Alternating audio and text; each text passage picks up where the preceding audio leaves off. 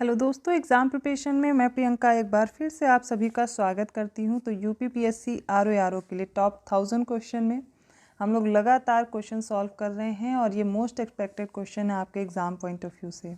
तो आज जो हम लोग क्वेश्चन करने वाले हैं वो इंडियन एग्रीकल्चर से हैं, उसके साथ साथ कॉमर्स और ट्रेड के कुछ क्वेश्चन देखेंगे। तो जो भी बच्चे न्यू हैं या फिर जो भी बच्चे प्रैक्टिस कर रहे हैं मेरे साथ कुछ टाइम से जुड़े हुए हैं, उन सभी की इन्फॉर्मेशन के लिए बता दूं कि रात को 9 बजे आप प्रीवियस ईयर क्वेश्चन सॉल्व कर रहे थे, उसके साथ साथ अब टेस्ट सीरीज चल रही है जो कि टॉप 1000 क्वेश्चन आपके एग्ज़ाम के लिए कराए जा रहे हैं। जो भी बच्चे प्रीवियस ईयर क्वेश्चन कंप्लीट कर चुके हैं वो रिवाइज ज़रूर कीजिएगा। ऐसा नहीं है कि आपने क्वेश्चन एक बार पढ़ लिया तो छोड़ दिए, पिछला रिवाइज करते रहिए। प्रीवियस ईयर क्वेश्चन बहुत इंपॉर्टेंट है, उसके साथ साथ टेस्ट सीरीज सॉल्व कीजिए। और दोपहर 1 बजे आती है जो सीरीज़ वो जीएस के लिए है, जो कि यूपीपीएससी का कोई भी एग्ज़ाम आप दे रहे हो सभी के लिए वहाँ पर इंपॉर्टेंट टॉपिक हैं। पूरा जीएस कवर किया जा रहा है, दोनों क्लासेस आपको फॉलो करना है।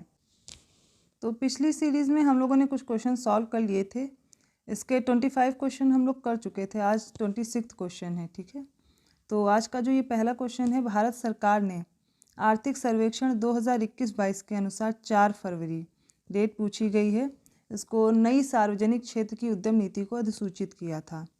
ए है 2021, बी है 2022, सी है 2023 या फिर डी है 2024।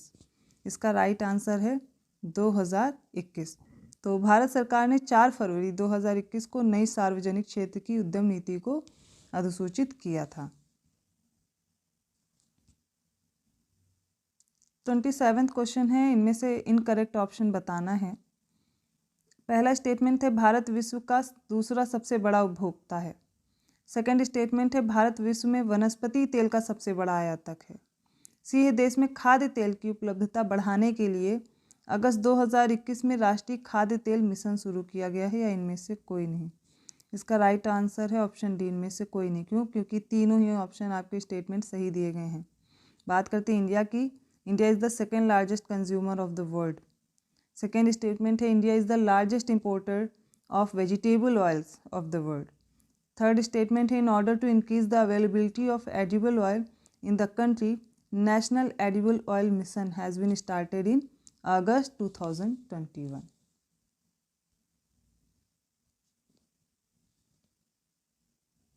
अगला क्वेश्चन है, निम्नलिखित में से इनकरेक्ट ऑप्शन बताना है। पहला स्टेटमेंट है भारत में गन्ना एवं चीनी उद्योग कपास के बाद देश का दूसरा सबसे बड़ा कृषि आधारित उद्योग है। सेकंड स्टेटमेंट है भारत विश्व में चीनी का सबसे बड़ा उपभोक्ता और दूसरा सबसे बड़ा उत्पादक भी है। दोनों स्टेटमेंट में से कौन से गलत हैं ये बताना है। दोनों ही स्टेटमेंट करेक्ट दिए गए हैं, ऑप्शन डी राइट होगा, इनमें से कोई भी गलत नहीं है। Sugar cane and sugar industry in India is the second largest agro based industry in the country after cotton. Second statement is India is the largest consumer and second largest producer of sugar in the world. 29th question है, निम्नलिखित में से कौन सा राज्य आर्थिक सर्वेक्षण 2021-22 के अनुसार प्रति व्यक्ति दूध उपलब्धता में शीर्ष 3 राज्यों में नहीं आता है। ए है राजस्थान, बी है उत्तर प्रदेश, सी है पंजाब, डी है हरियाणा। इसका राइट आंसर है ऑप्शन बी। प्रति व्यक्ति दुग्ध उपलब्धता जो है, इसमें 3 जो शीर्ष राज्य हैं, इसमें सबसे पहले पंजाब, उसके बाद आता है हरियाणा, तीसरे नंबर पे है राजस्थान। शीर्ष 3 राज्य ये हैं। शीर्ष 3 में उत्तर प्रदेश नहीं आता, इसलिए आंसर बी राइट होगा।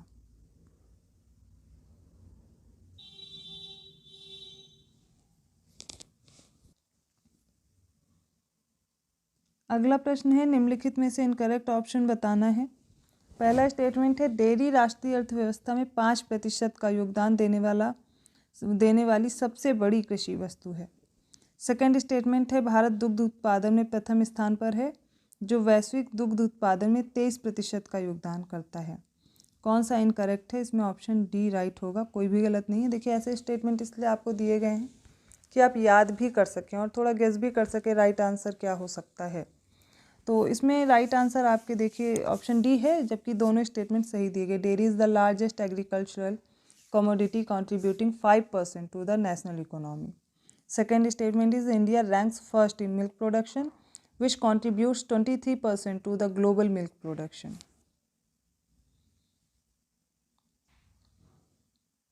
इकतीसवां प्रश्न है, वर्ष 2020-21 में अखिल भारतीय प्रति व्यक्ति दूध की जो उपलब्धता है अंतिम अनुमान है आर्थिक सर्वेक्षण 2021-22 के अनुसार कितने ग्राम प्रतिदिन है।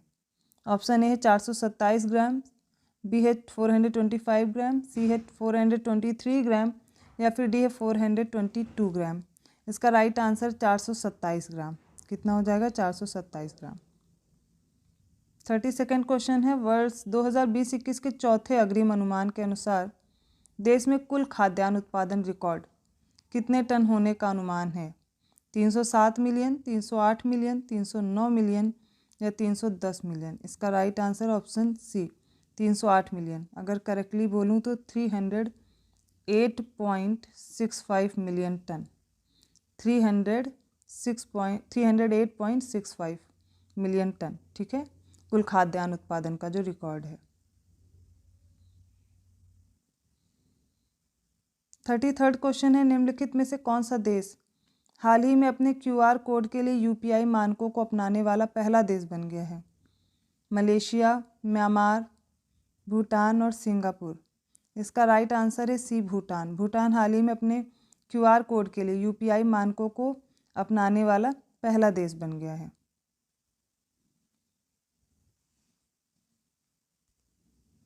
अब 34th क्वेश्चन देखिए, निम्नलिखित में से कौन सा bank national asset reconstruction company limited का प्रायोजक है जिसकी शेयर धारिता लगभग 12% है। Which of the following bank is the national asset reconstruction company limited's sponsor whose share holding is about 12%।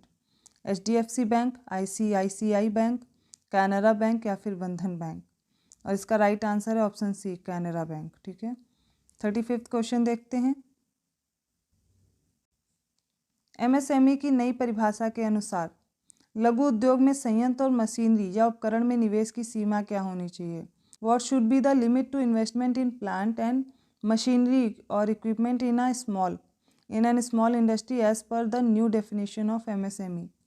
Not more than 1 crore rupees, not more than 5 crore rupees, not more than 10 crore rupees और not more than 15 crore rupees. इसका right answer होगा C 10 crore रुपए से अधिक नहीं हो सकता लघु उद्योग में संयंत्र और मशीनरी या फिर उपकरण निवेश की सीमा MSME की नई परिभाषा के अनुसार। 36th क्वेश्चन है, निम्नलिखित में से इनकरेक्ट ऑप्शन बताना है। पोमोलॉजी में रेशम कीट के लिए शहतूत की कृषि होती है। सेरीकल्चर में रेशम उत्पादन की क्रिया होती है। पिसीकल्चर में मछली पालन की क्रिया और एपीकल्चर में शहद के उत्पादन के लिए मधुमक्खी पालन। अब इसमें बताना है कौन सा इनकरेक्टली मैच्ड है।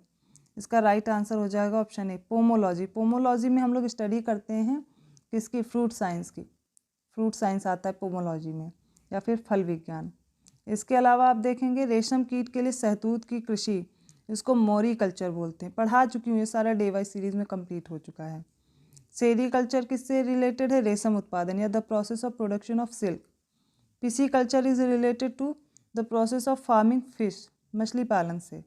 एपीकल्चर शहद के उत्पादन के लिए जो मधुमक्खी पालन होता है उसको एपीकल्चर बोलते हैं।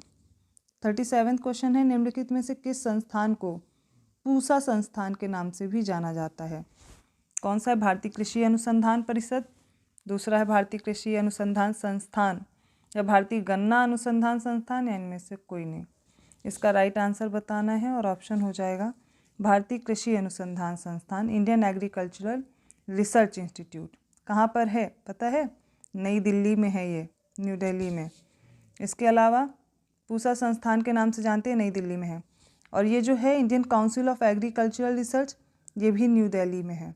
भारतीय गन्ना अनुसंधान संस्थान या Indian sugar cane research institute, ये है लखनऊ में।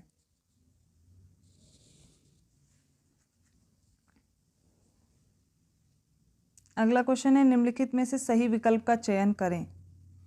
केंद्रीय रोपड़ फसल अनुसंधान संस्थान कासरगोड में, केंद्रीय आलू अनुसंधान संस्थान शिमला, केंद्रीय भेड़ प्रजनन फार्म हिसार। बताना है कौन सा करेक्ट है। इसमें तीनों ही सही दिए गए हैं। Central plantation crops research institute Kasaragod में है, central potato research institute Shimla में है, सेंट्रल शीप ब्रीडिंग फार्म जो है ये हिसार में है। 39th क्वेश्चन है, इनमें से कौन सा इनकरेक्टली मैच्ड है। टिड्डी चेतावनी संगठन जोधपुर, राष्ट्रीय केला अनुसंधान केंद्र त्रिची में, राष्ट्रीय चावल अनुसंधान शोध संस्थान करनाल में और केंद्रीय तंबाकू अनुसंधान संस्थान राजमुंदरी में। इंपॉर्टेंट है ये जो क्वेश्चन कर रहे हैं, इनमें से कोई ना कोई क्वेश्चन देखिएगा मिलेगा ज़रूर। अच्छे से याद कर लीजिए जो चीज़ें यहीं कर रहे हैं क्वेश्चन में, है ना। तो देखिए सबसे पहले बात करते हैं लोकस्ट वार्निंग जो ऑर्गेनाइजेशन है, ये जोधपुर राजस्थान में है, सही है। नेक्स्ट है national research centre for banana, Trichy में है, तमिलनाडु। फिर है national rice research institute, Karnal दे दिया गया, ये इनकरेक्ट है। ये कहाँ है? ये कटक उड़ीसा में है, ठीक है, Cuttack Orissa, option C right होगा क्योंकि इनकरेक्टली पूछा गया मैच्ड। फिर है सेंट्रल टोबैको रिसर्च इंस्टीट्यूट, ये राजमुंदरी आंध्र प्रदेश में है। अगला क्वेश्चन है निम्नलिखित में से कौन सा इनकरेक्टली मैच्ड है? फसल है और उस फसल में जिसका भी फर्स्ट नंबर है प्रोडक्शन में वो बताना है। मीठा संतरा आंध्र प्रदेश, चाय में असम, तंबाकू में गुजरात और फिर दिया गया है टमाटर में महाराष्ट्र। अब इसमें देखिए जो डी ऑप्शन है यही सही होगा, क्यों? क्योंकि ये इनकरेक्टली मैच्ड है। मीठे संतरे में आंध्र प्रदेश होता है, चाय में असम है फर्स्ट नंबर पे, तंबाकू में गुजरात है, लेकिन टमेटो में आंध्र प्रदेश है, महाराष्ट्र नहीं है। अंत क्वेश्चन के अकॉर्डिंग जो न्यू कृषि डेटा है 2022, इसके अनुसार गलत विकल्प का चयन करना है। बताना है गेहूं के उत्पादन में भारत का दूसरा स्थान है, या फिर मसालों के उत्पादन में भारत का दूसरा स्थान है। तीसरा है सोयाबीन के उत्पादन में भारत का 5वां स्थान है, और डी है भारत प्याज के उत्पादन में दूसरे स्थान पर है। इसका राइट आंसर हो जाएगा मसालों के उत्पादन में भारत को दूसरा स्थान दे दिया गया है, जबकि मसालों के उत्पादन में भारत का प्रथम स्थान है। गेहूं के उत्पादन में भारत का दूसरा स्थान है,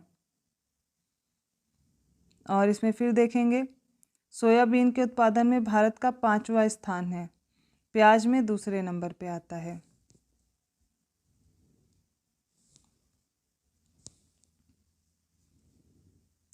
सेकंड क्वेश्चन है निम्नलिखित में से कौन सी फसल सभी 4 श्रेणियों के अंतर्गत आती है?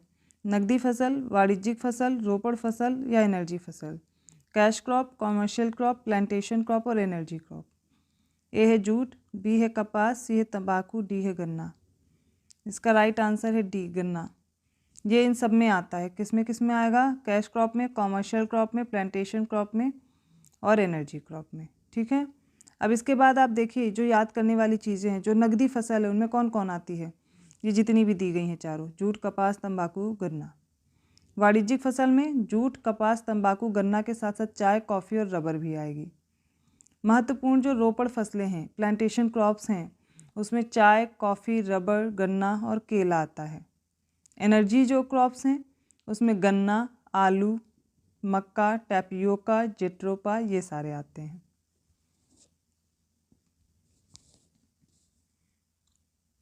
43rd क्वेश्चन है निम्नलिखित में से कौन सा पशु रोग कवक के कारण होता है? ए है थनैला, बी है गिल्टी रोग, सी है लंगड़ा बुखार, डी है सैप्रोलगेनिया, ठीक है। Which of the following disease of animal is caused by fungi, ठीक है। अब इसमें कौन कौन सा है? मैस्टिफिस, एंथ्रैक्स, ब्लैक क्वार्टर या है सैप्रोलगेनिया, ठीक है। इसका आंसर होगा ऑप्शन डी, सैप्रोलगेनिया जो है ये होता है फंजाई की वजह से। थनैला बैक्टीरिया या फिर जीवाणु की वजह से, इसको मैस्टिफिस भी बोलते हैं। एंथ्रैक्स होता है ये किसकी? गिल्टी का रोग जो होता है ये भी होता है बैक्टीरिया या जीवाणु की वजह से, और ये भी होता है जीवाणु की वजह से। ब्लैक क्वार्टर या फिर लंगड़ा बुखार, बिल्कुल कोई गेस ही नहीं कर सकता, बिल्कुल इंग्लिश में डिफरेंट, हिंदी में डिफरेंट। तो लंगड़ा बुखार बैक्टीरिया, तीनों बैक्टीरिया की वजह से, ये फंजाई की वजह से। 44th क्वेश्चन है इनमें से कौन सा इनकरेक्टली मैच्ड है? फसलों से संबंधित रोग हैं, ये मैं करा चुकी हूँ और नाम भी मैंने कॉजिंग एजेंट भी कराए थे। इसमें जो इम्पॉर्टेंट है उनको ज़रूर याद रखना होता है, और ऐसे ही क्वेश्चन आएंगे जो ऐसे क्वेश्चन आपको दिख रहे हैं। चावल में खैरा, गेहूं में करनाल बंट, अरहर में अरगट और तिल में फाइलोडी। जो बचे हुए हैं वो भी मैं करवा दूंगी, परेशान मत होइए। तो चावल में खैरा रोग होता है, ये करेक्ट दिया गया है। गेहूं में करनाल बंट होता है, बाजरा में अरगट होता है, लेकिन तिल में फाइलोडी भी दिया गया है। अब इसमें देखिए जो बाजरा में, ये जो अरगट में दे दिया गया, मैं आंसर ही बताती जा रही हूँ, आपको क्वेश्चन का नहीं बताया।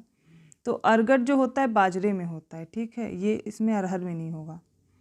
45वां क्वेश्चन है, इनमें से बताना इनकरेक्टली कौन सा मैच्ड है। कुछ रेशम के प्रकार हैं, उनका प्लेस ऑफ ओरिजिन या फिर मूल स्थान दिया गया है।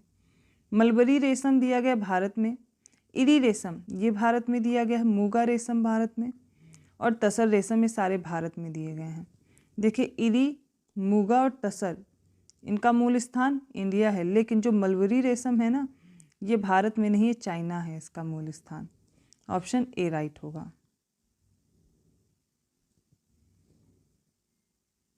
46वां क्वेश्चन है, इनमें से इनकरेक्ट ऑप्शन बताना है। पहला है 2023 में बाजरा का अंतर्राष्ट्रीय वर्ष था, 2016 दालों का अंतर्राष्ट्रीय वर्ष, 2015 अंतर्राष्ट्रीय मृदा वर्ष और 2012 आलू का अंतर्राष्ट्रीय वर्ष।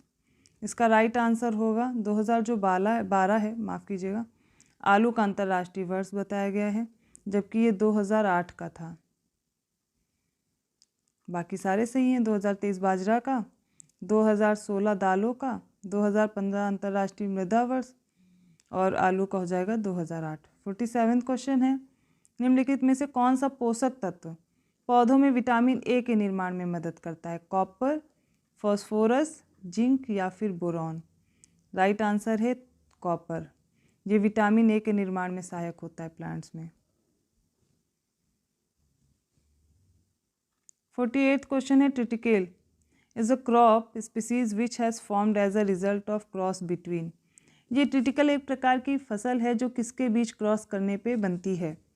गेहूं और राई, धान और राई, गेहूं और धान, कपास और राई। ऑप्शन ए है wheat and rye, option B है paddy and rye, option C wheat and paddy और डी है कॉटन एंड राई। इसका राइट आंसर है गेहूं और राई। इनके बीच जब क्रॉस कराते हैं तब ट्रिटिकल एक फसल है वो बनती है, ठीक है, वो हो जाएगी। किसके किसके बीच आपको याद रखना है? वीट और राई के बीच, ठीक। 49वां क्वेश्चन है, निम्नलिखित में से कौन सा विकल्प सही सुमेलित है, करेक्टली मैच्ड है? क्रॉप है और कुछ वेराइटीज़ दी गई हैं, जैसे चना की पूसा चमत्कार दी गई है, मटर की पूसा प्रगति, मसूर की पूसा वैभव। राइट आंसर बताना है कौन सा होगा। तीनों ही करेक्टली मैच्ड हैं और ऑप्शन डी राइट हो जाएगा। चना की पूसा चमत्कार, मटर की पूसा प्रगति और मसूर की पूसा वैभव। चना चमत्कार हो जाएगा, मटर की प्रगति होगी, मसूर का वैभव हो जाएगा। आज का लास्ट क्वेश्चन है, निम्नलिखित में से कौन सा विकल्प सही सुमेलित नहीं है, इनकरेक्टली मैच्ड है? अंगूर में हैन एंड चिकन रोग बोरॉन की कमी से, सलजम में वाटर कोर मैग्नीज की डेफिशिएंसी से, फूल गोभी में विपटेल रोग जो है वो जिंक की कमी से, या फूल गोभी में बटनिंग ये नाइट्रोजन की कमी से। अभी मैंने कंप्लीट कराया डे वाइज सीरीज़ में, इसको बहुत जल्दी ही कराया गया है। इसका राइट आंसर होगा फूल गोभी में विपटेल जो होता है ये मॉलिब्डेनम की कमी से होता है, जिंक की डेफिशिएंसी से नहीं। बाकी हैन and chicken disease in grapes boron की डेफिशिएंसी से, वाटर कोर इन टर्निप मैग्नीज की डेफिशिएंसी से, और जो बटनिंग इन कॉलीफ्लावर है वो नाइट्रोजन की डेफिशिएंसी। तो 1000 इंपॉर्टेंट क्वेश्चन की सीरीज़ में ये कुछ और क्वेश्चन है। डेली हम लोग लगभग 25 क्वेश्चन सॉल्व करते हैं। आई होप आपको ये क्वेश्चन समझ में आ रहे हैं और आप इनको सॉल्व कर पा रहे हैं। कोई प्रॉब्लम है कमेंट करके ज़रूर पूछिएगा, मैं हेल्प करूँगी। और इसके साथ साथ अगर कोई भी मिस्टेक या करेक्शन है वो कमेंट सेक्शन में ज़रूर चेक कर लीजिएगा, वो वहाँ पर मैं मेंशन कर दूँगी। इसके अलावा अगर आपको कोई प्रॉब्लम है, कोई सुझाव है, कमेंट करके मुझे बता सकते हैं। वीडियो अच्छा लगा तो प्लीज़ लाइक कीजिए, चैनल को सब्सक्राइब कीजिए और लोगों को भी ये वीडियो शेयर कीजिए, उनको भी हेल्प मिले उनके एग्ज़ाम के लिए। और अदर वीडियोस के नोटिफिकेशन के लिए बेल आइकन प्रेस करना है। ऐसे और क्वेश्चन के साथ नेक्स्ट सेट में मिलती हूँ, तब तक के लिए धन्यवाद।